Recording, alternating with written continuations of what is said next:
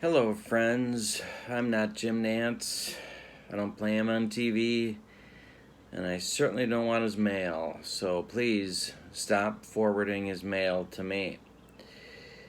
Every Monday morning, I bring you a book review about a baseball book. Could be an old book, could be a new book, could be fiction, could be nonfiction, and this one is an old one that's nonfiction.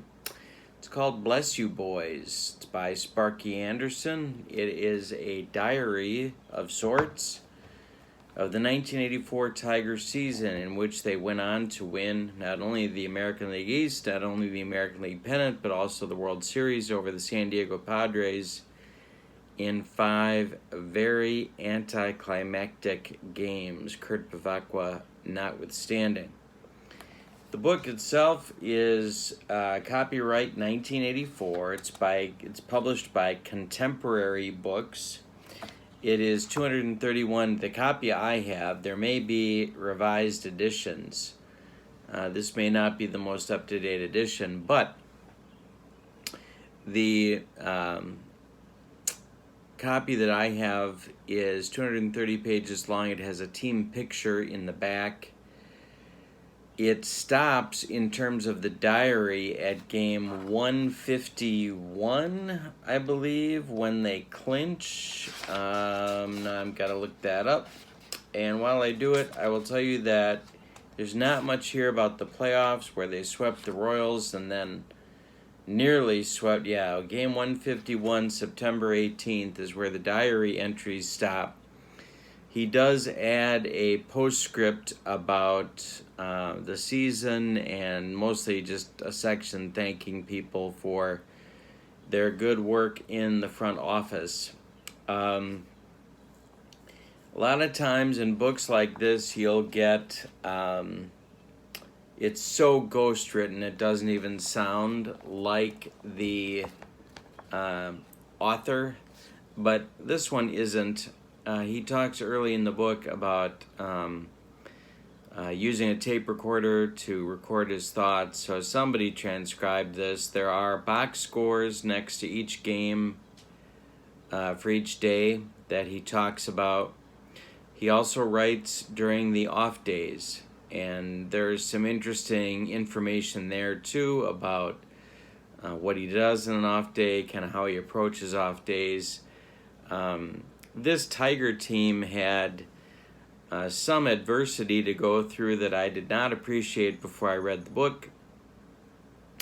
My image of the 1984 American League season was that pretty much 13 teams took the year off, and then there were the Tigers. But the Tigers' schedule was pretty rough, and they played a ton of doubleheaders and had some injuries to overcome along the way. So I learned in the book, and that's why I'm putting it on my channel. The book was interesting, an interesting read. My view of Sparky Anderson has changed a great deal. I did not, up until about 10 years ago, for whatever reason, I was not a Sparky Anderson fan and did not appreciate what he brought to a ball club. I'm learning to do that better now, and books like this one make his impact on a team clearer to me, although the book is not at all self-congratulatory. In fact, he goes out of his way, I think, to minimize his own contributions to the ball club. I want to read one of the entries to you so that you get a sense of what the writing is like. It sounds very much like what Sparky spoke like in interviews and things that I've heard him on TV. This entry is for Wednesday, August 8th. They are at Boston. This is game 115. They won the game 8-0. So there's nothing magical about this entry, but I just want to, this is kind of typical of the way the book reads. He says, I've got a big job ahead of me. Somehow we've got to pull these guys through this thing because we have a chance to be a good club for years to come if we can just get through this. If we win this thing, these guys will be the happiest people in the world, and they'll experience firsthand that all the money in the world cannot replace that unique feeling of winning. But they've got to get down into the trenches, get good and dirty, and fight like trapped tigers. Tonight we played with no enthusiasm, like a wet rag. I knew we were in deep trouble before we went to the park. Because of all the doubleheaders, we had to come up with another pitcher, and the only way we had a chance was to score a lot of runs.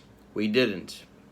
We didn't touch the plate. Chet Lemon had a sore shoulder and couldn't play. Alan Trammell is still out, and I'm really fearful he may not play the rest of the season.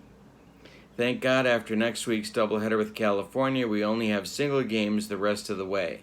We'll just have to play one game at a time and shoot everything we've got at them every day. So that's kind of what the book is like. It's not going to change your life, but it is going to teach you something about a club that you may not know a lot about, and about a manager that I think, and I'm learning, is worth another more serious look.